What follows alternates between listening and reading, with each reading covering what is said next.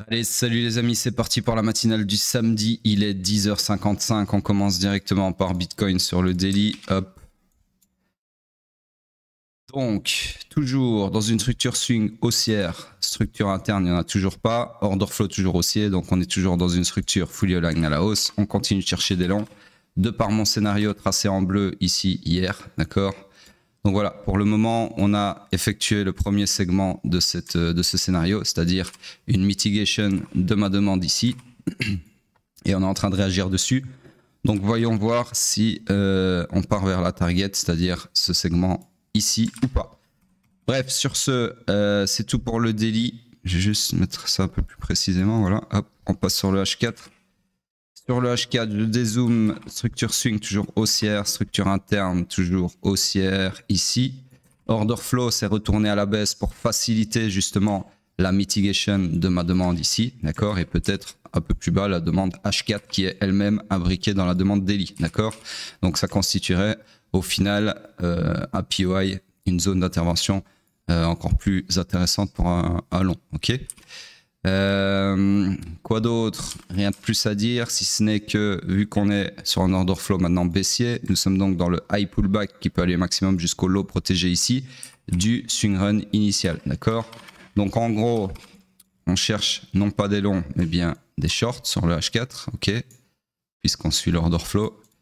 Et donc le scénario que je pourrais vous tracer, laissez-moi regarder si je peux. Non, je peux pas, parce que si je vous trace un scénario comme ça, eh bien, quand on reviendra ici, l'order flow ne sera plus baissier, mais bien haussier sur cette bougie ici, d'accord. Enfin, la cassure de cette bougie ici. Donc en gros, on cherche des shorts, mais il n'y a rien à short, ok. Donc pour le moment, structure morte en H4 et rien à faire.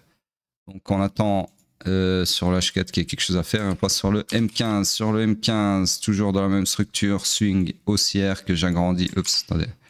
Ouais, qui était... Alors pourquoi est-ce qu'elle est encore une fois décalée? Laissez-moi juste vérifier un truc. Ah ouais, parce qu'on n'a pas eu de retracement à 30%. Okay, donc le high c'était bien celui-là, donc j'ai rien dit, c'est juste. Donc je l'agrandis, hop, comme ceci. Et donc, structure interne qui était baissière ici, eh bien c'est perpétué à la baisse ici. Et puis encore une fois, je peux récupérer ça, hop. Encore une fois ici, hop, comme ceci, ok. Donc là, l'order flow, il est où mon choc? Il est là en haut, d'accord. Donc structure interne baissière, choc baissier, structure swing haussière. Donc nous sommes dans le high run initial du swing pullback, ok. Donc là, tout de suite maintenant, on cherche des shorts. D'ailleurs, vous voyez que ce POI ici que j'ai tracé hier a donné un très beau long puisqu'on est revenu dessus et hop, superbe réaction avant de se faire invalider. Bref, sur ce, j'ai dit on cherche des shorts. Le POI le plus proche du price action pour chercher des shorts, c'est celui-ci. Hop, comme ceci. Malheureusement, comme vous le voyez, je ne peux pas vous dire de chercher des shorts là puisque ça nécessitera un retournement de l'order flow à la hausse qui ne va pas tarder d'ailleurs puisque il sera ici, d'accord, à la cassure. Bref, sur ce, structure morte sur le M15 aussi, pour le moment, rien à faire, là tout de suite maintenant, et on passe sur Ethereum. Ethereum en daily. Donc ici, toujours dans une structure swing haussière, structure interne baissière et order flow haussier. Donc nous sommes toujours dans le high pullback qui peut aller maximum jusqu'au haut protégé du, laissez-moi regarder, swing pullback, d'accord. Donc en gros, on cherche des longs par rapport à l'order flow et on est toujours du coup dans mes deux scénarios ici, sauf que là, laissez-moi regarder un truc. Ouais, non, j'ai regardé, on est toujours dans les mêmes scénarios, ok. Donc pour le moment, toujours les mêmes scénarios que la semaine passée, absolument rien n'a changé, on n'a toujours pas eu de retracement dans aucune de mes demandes. Donc à voir. En tout cas ici on a créé une belle poche de liquidité qui fait office d'inducement vers le supply qui est juste au-dessus. Comme ceci, ce supply là. Donc il y a beaucoup de chances que le prix aille purger cette poche ou pas, ok. En tout cas ici on a aussi beaucoup de liquidités vendeuses qui elle fait office d'inducement. Je le trace ici, hop, ouais, ça. D'inducement sur la demande cette fois, d'accord. Donc en gros on a de la liquidité de part et d'autre. La grosse question c'est de savoir laquelle va être récupérée en premier. Et pour le moment, vu qu'on est sur un order flow haussier, il y a plus de chances qu'on parte comme ça. Ok, c'est une déduction à la con, mais c'est une déduction qui fonctionne. Bref, sur ce, enfin qui est valide. Maintenant, si elle va fonctionner ou pas, je ne sais pas. Je ne suis pas devin, je vous le rappelle. Sur ce, on passe sur le H4. H4, structure swing toujours haussière également. Je l'agrandis un tout petit peu. Alors, laissez-moi cacher ceci qui n'appartient pas à cette time frame. Hop, voilà. Donc, j'agrandis un petit peu la structure ici. L'order flow, non, pardon, la structure interne d'abord qu'on va mettre à jour, elle s'est retournée à la baisse ici. Ok, comme ceci. Donc nous sommes dans une structure interne baissière, order flow baissier. Donc là, nous sommes dans le high run final, destination à l'accomplissement de la destinée interne avec le run du week low, du swing pullback. Ok, donc en gros, on cherche des shorts. Et le POI le plus proche du price action pour chercher des shorts, ça serait celui-ci. C'est moi juste agrandir ça encore un peu. Hop. Voilà, donc en gros, le scénario que je pourrais vous tracer là tout de suite maintenant, ça serait chercher des shorts. Alors la target, ben, évidemment, soit la demande d'en face, soit la grosse poche de liquidité que constitue ce lot significatif. Bref, vous avez l'embarras du choix, surtout qu'on est toujours dans le premium du range, d'accord? Donc on peut aussi aller à l'EQ ou dans le discount si on a un swing pullback profond. Bref, pour moi, je ne verrai pas une target plus loin que cette demande ici, parce que c'est un peu ambitieux quand même.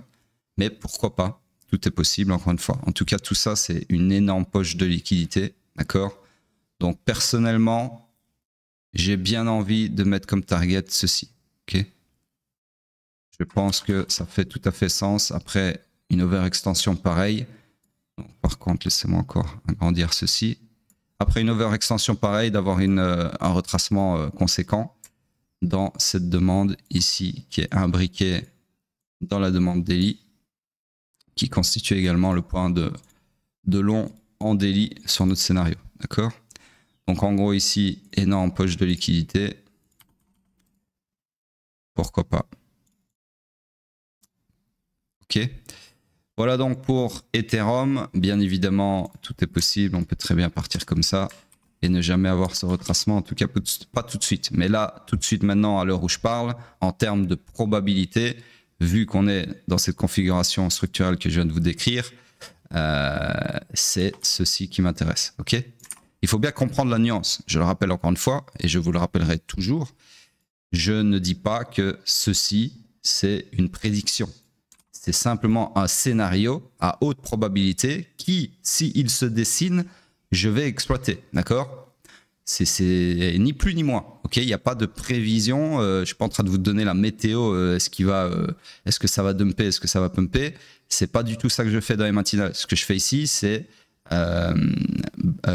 baliser en français, baliser le marché de façon structurelle pour avoir un edge sur ce qui est potentiellement le meilleur scénario à exploiter en trading. D'accord?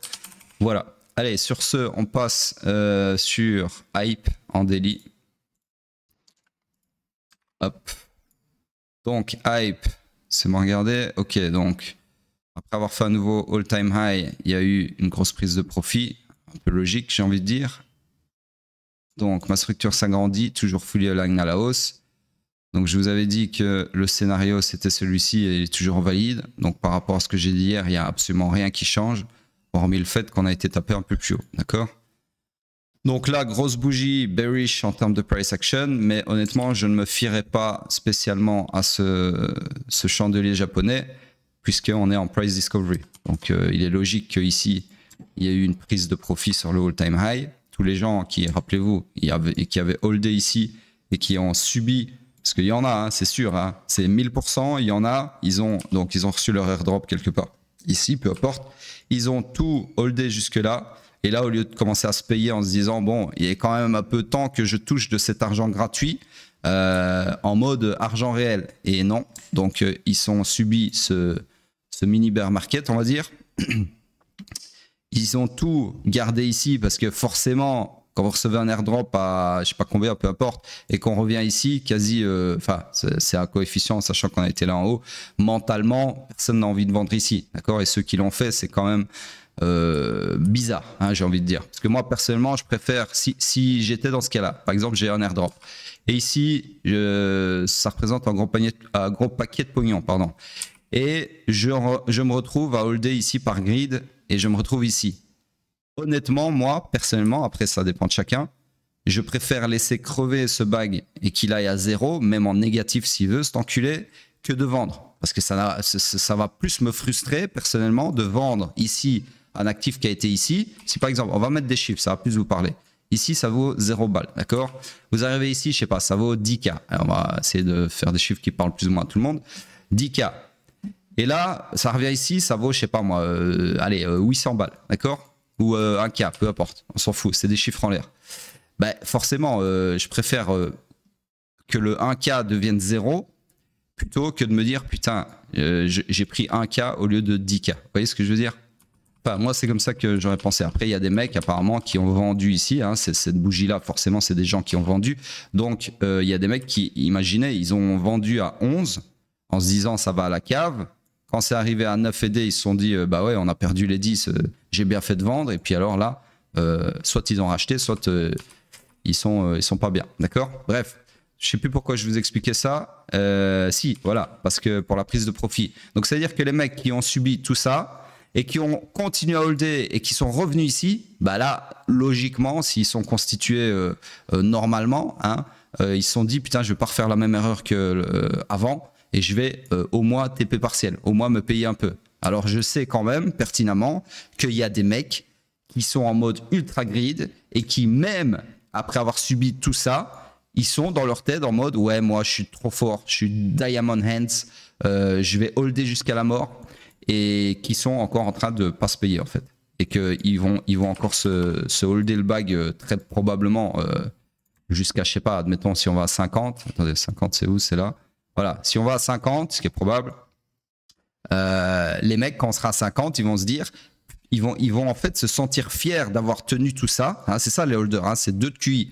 Et ils vont se dire, putain, c'est bon, je suis riche, ça va aller encore plus haut, plus haut, plus haut. Et en fait, il n'y a pas de fin à ce raisonnement. C'est-à-dire que les mecs vont jamais se payer. Et puis, comme en 2021, peut-être qu'on va, je sais pas, j'en sais foutre rien, on va atteindre peut-être 100 $ sur Hype, j'en sais foutre rien. Et les mecs à 100 $, ils vont toujours pas se payer. Et ils se payeront jamais en fait. Et puis alors on va avoir un bear market, un vrai bear market qui va durer 1 an, 2 ans, 3 ans, j'en sais rien, qui va peut-être renvoyer Hype, je sais pas, à sub 10, encore une fois. Et les mecs, ils vont encore être en dépression, en train de chialer, chouiner sur Twitter parce qu'ils auront toujours pas vendu là, ni nulle part, ni ici. D'accord? Mais ça, ces gens-là, on peut rien faire pour ces gens-là. C'est un peu comme Darwin, c'est voilà, c'est l'évolution, mais dans le marché, enfin dans le monde financier. Donc ces gens-là sont destinés à nous enrichir, ok? C'est des figurants, c'est voilà les Diamond Hands qui se payent jamais, hein, parce que bon, forcément il y a des Diamond Hands, il y a peut-être un mec qui va holder tout jusqu'à 100 $ et à 100 $ il va vendre. Mais ça c'est quoi? C'est un mec sur je sais pas combien, d'accord? Donc lui forcément oui, il a niqué le game, mais à quel prix? Hein, c'est un peu, c'est du gamble. Pour moi c'est du gamble ni plus ni moins, parce que il a fait un pari sur une conviction à la con que ce random truc irait à 100 balles.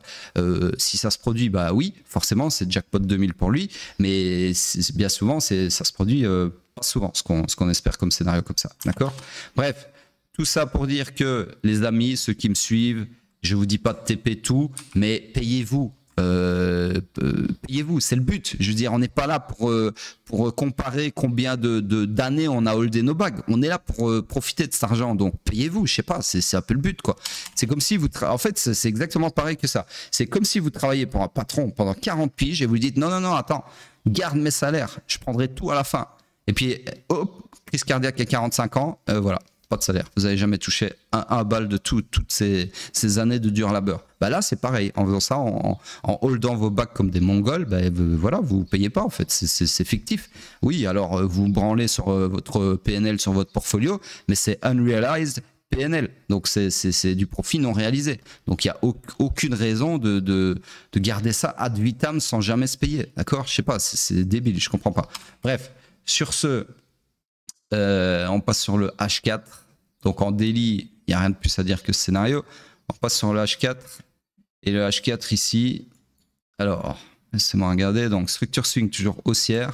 Je ne sais pas pourquoi j'ai oublié d'enlever la structure interne précédente ici. Donc, ma structure swing est toujours haussière et je l'agrandis comme ceci. L'order flow est toujours baissier, donc on est toujours dans le swing pullback, ok, structurellement parlant. Et alors, laissez-moi regarder un truc. Pourquoi est-ce que j'avais un scénario baissier, haussier plutôt? Pourquoi est-ce que je cherchais des longs?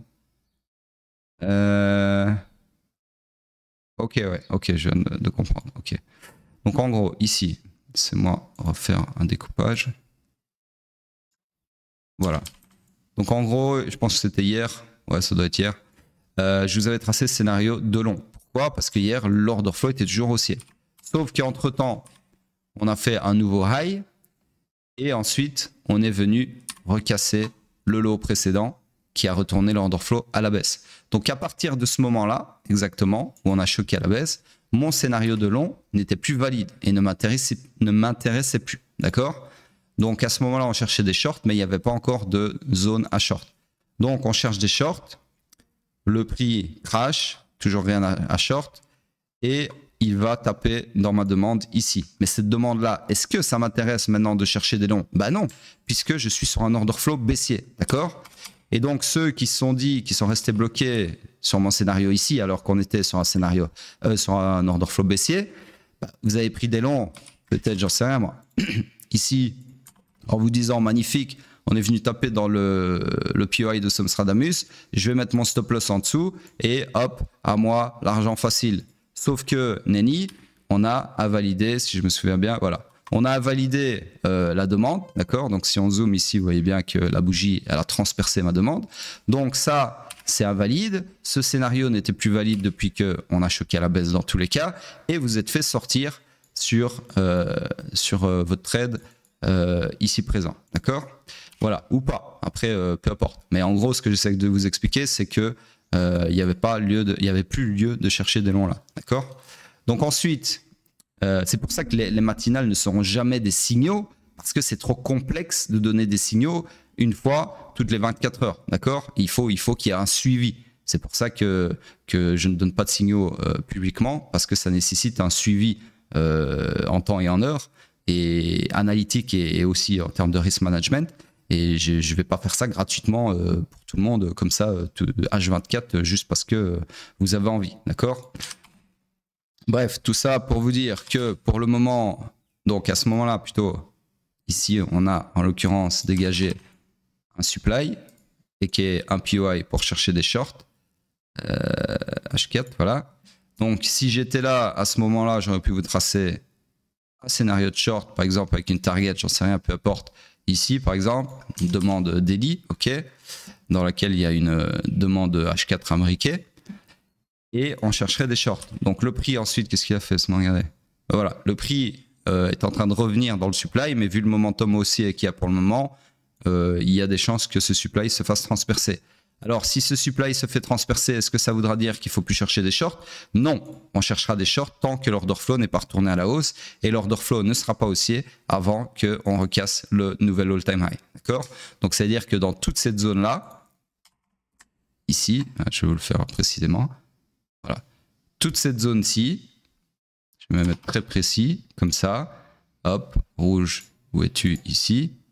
Je ne sais pas si vous voyez, mais en gros, il y a une zone rouge. Ouais, je vais peut-être marquer un peu plus. Voilà. Là-dedans, pour moi, tant qu'on est dans cette zone-là, je cherche des shorts. Je cherche des shorts. Je cherche des shorts. Je cherche des shorts. OK? Tant qu'on n'a pas cassé ma ligne verte, je ne cherche pas de long. OK? Surtout qu'on est en overextension ici et que les arbres ne montent pas au ciel. OK? Bref. Maintenant, est-ce que si on fait ça, il y aura lieu de chercher des longs? Je ne sais pas. Il faudra attendre un POI. Okay, bref, voilà. Assez d'anticipation. C'est pas du tout le but du jeu.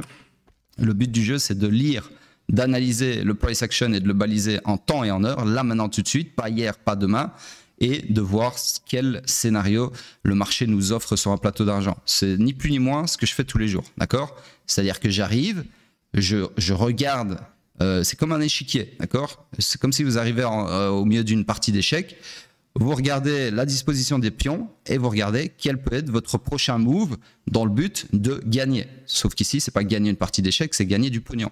Donc ici, j'arrive sur l'échiquier, d'accord? Je fais mon analyse et je décide si oui ou non il y a comment dire, un changement de... comment ils appellent ça en français, un move, quoi, un changement de pion, je ne sais pas comment avancer votre pion, voilà, dans une direction qui peut vous ramener la victoire, ok? Ni plus ni moins. On n'est pas là pour essayer de comprendre les 15 prochains coups de l'adversaire. On n'est pas là pour voir ce qu'il a fait il y a 10 minutes. On est là pour regarder, là, tout de suite maintenant, ce qu'il y a à faire qui va dans notre sens, ok? Bref, sur ce, j'efface ça. Et on attend tout simplement un nouveau scénario, parce que là, ça, je ne peux pas vous le tracer vu que c'était déjà passé, d'accord? Donc les scénarios dans le passé, ça ne m'intéresse pas, comme je viens de le dire. Donc là, tout de suite maintenant, au final, order flow baissier, il n'y a rien à short là tout de suite maintenant dans cette matinale, donc structure morte, pour moi, il n'y a rien à faire, ok? Donc deux choses que vous pouvez attendre, c'est soit retournement d'order flow à la hausse pour chercher des longs éventuellement, ou alors attendre que, je sais pas moi, par exemple, on fasse un dégueulage comme ça et qu'on laisse un POI ici pour continuer à shorter ce swing pullback. Ok. Bref, tout ça sur le H4. Maintenant, on passe sur Bitcoin en weekly. Petite seconde. Ah, ça, c'est pas terrible, les amis. Vraiment pas terrible du tout. Pourquoi? Bah, je vous l'ai expliqué hier, je pense, même avant-hier. Là, je vous ai dit que cette clôture-là, elle va être vachement importante, son allure. Pourquoi? Parce que si on a une mèche de revente et qu'on clôture en gros sous le week high ici, c'est-à-dire si on n'arrive pas à clôturer un corps de bougie au-dessus de ce week high, cette gommette verte, ça pue du cul. Parce que c'est exactement une mission échouée. Donc mission échouée, vous connaissez la musique si vous me suivez depuis un moment.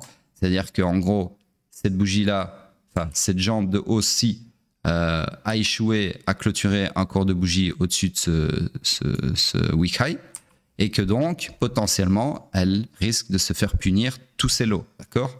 Donc le seul lot que je vois dans cette jambe qui est flagrante, il est ici, d'accord? Donc là, ça pourrait vouloir dire qu'on aurait un truc ultra crapuleux potentiellement en train de se profiler. Il faut bien comprendre les mots que j'utilise, hein. J'utilise pas des mots au hasard. Heureusement pour moi, j'ai un bon vocabulaire. Donc quand j'utilise des mots, ils sont pas choisis au hasard, d'accord?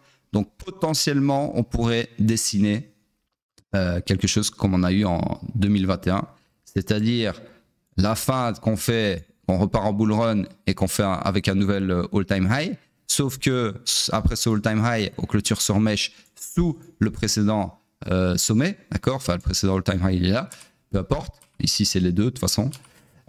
Et ensuite, boum, bear market dans votre gueule. D'accord? Donc, c'est possible. C'est possible. Tout à fait possible.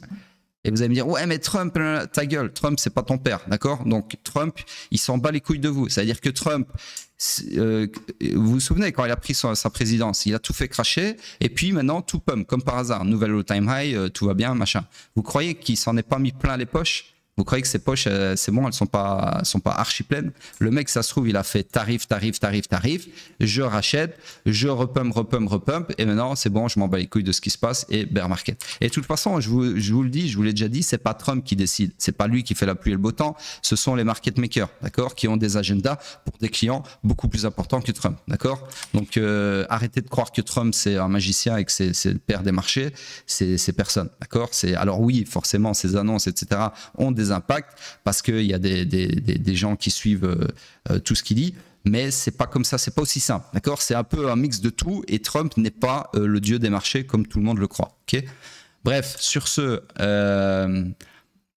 que je voulais vous montrer, voilà, c'est en 2021, vous voyez?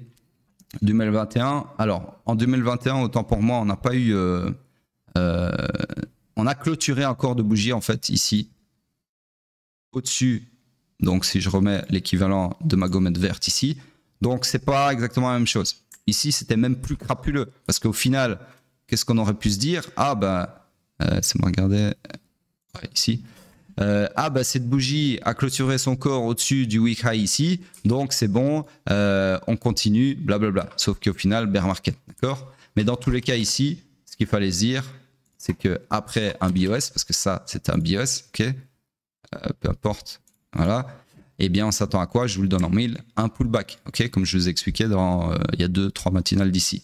Sauf que ici, c'était pas juste un pullback, c'était un retournement de la structure à la baisse, et qui est un swing run pardon, initial d'une nouvelle structure baissière. Ok, mais bon, ça, vous pouvez pas le savoir non plus. En tout cas, voilà. Méfiance, méfiance et méfiance. Sur ce, on va attendre la clôture. De toute façon, ça sert à rien d'épiloguer 10 piges. Et même si on arrive à clôturer, donc en fait, c'est ça que je devrais vous dire, c'est que dans les deux cas ici, les arbres ne montent pas au ciel. Soyez sur vos gardes. Pourquoi? Payez-vous, prenez du profit. Pourquoi? Parce que tout ce que je viens d'expliquer par rapport à si on clôturait une mèche ici, jambe fautive, mission échouée, mais aussi, si même on clôturait une magnifique bougie verte comme ceci, eh bien, ça ferait, comme je vous l'ai expliqué il y a quelques matinales, un nouveau BOS ici, puisque ça perpétuerait la structure précédente ici à la hausse, ici, d'accord? Et donc, encore une fois, mon précepte de base retentirait en disant, après un BOS, on s'attend à quoi? Eh bien, je vous le donne en mille, un pullback, d'accord? Donc, dans tous les cas, en final, qu'on clôture avec une mèche, laissez-moi effacer tout ça, voilà. Qu'on clôture cette bougie avec une mèche ou un corps, dans les deux cas, il faut être sur ses gardes. Parce qu'il y a un cas où ce serait potentiellement une mission échouée, donc c'est vachement bearish, et un deuxième cas où ce serait une mission accomplie, mais après laquelle on attendrait un swing pullback, d'accord?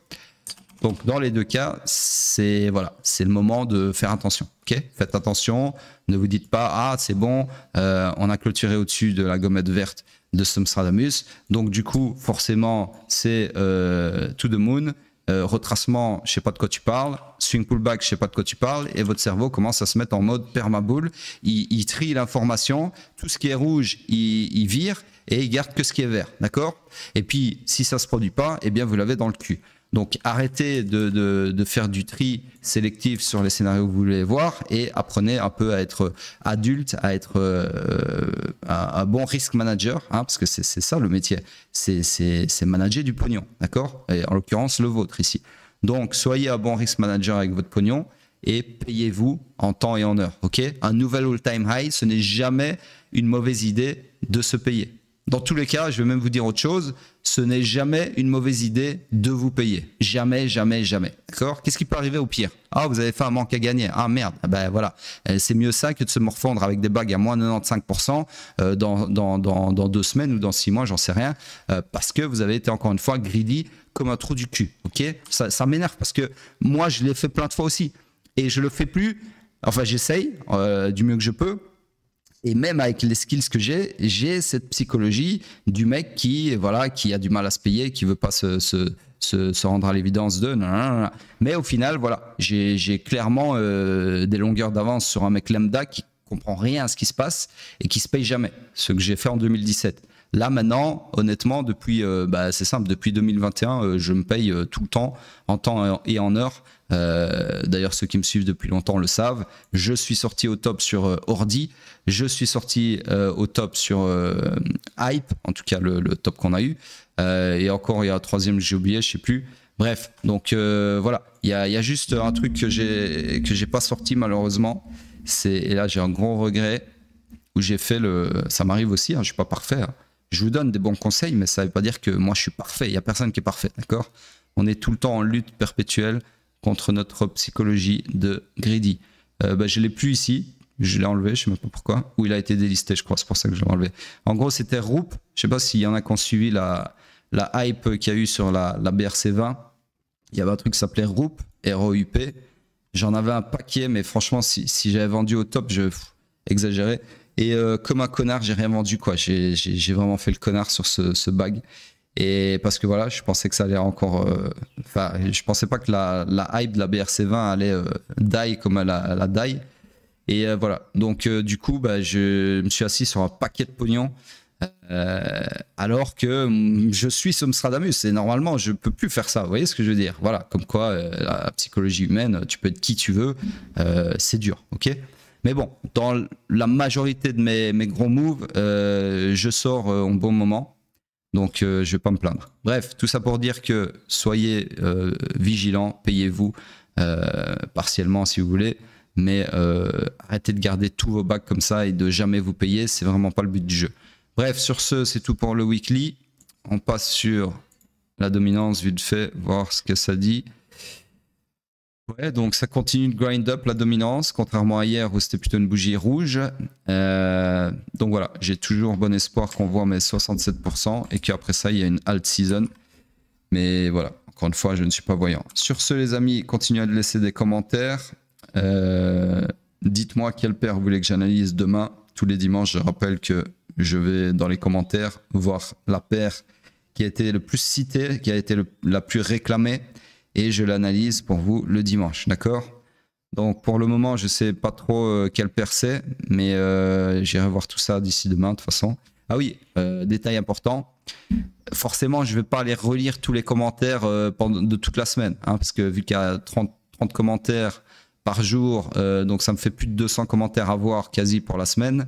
Juste pour vous trouver une paire que j'analyse comme un bon prince le dimanche, j'ai pas que ça à foutre non plus.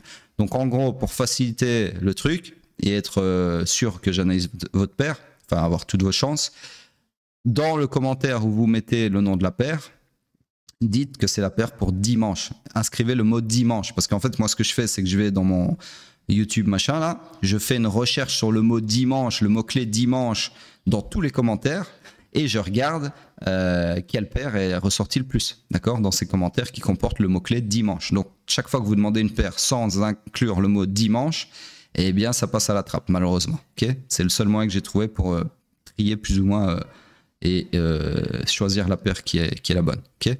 Alors n'oubliez pas de retweeter si voilà, vous avez regardé cette matinale, vous me suivez aussi sur Twitter.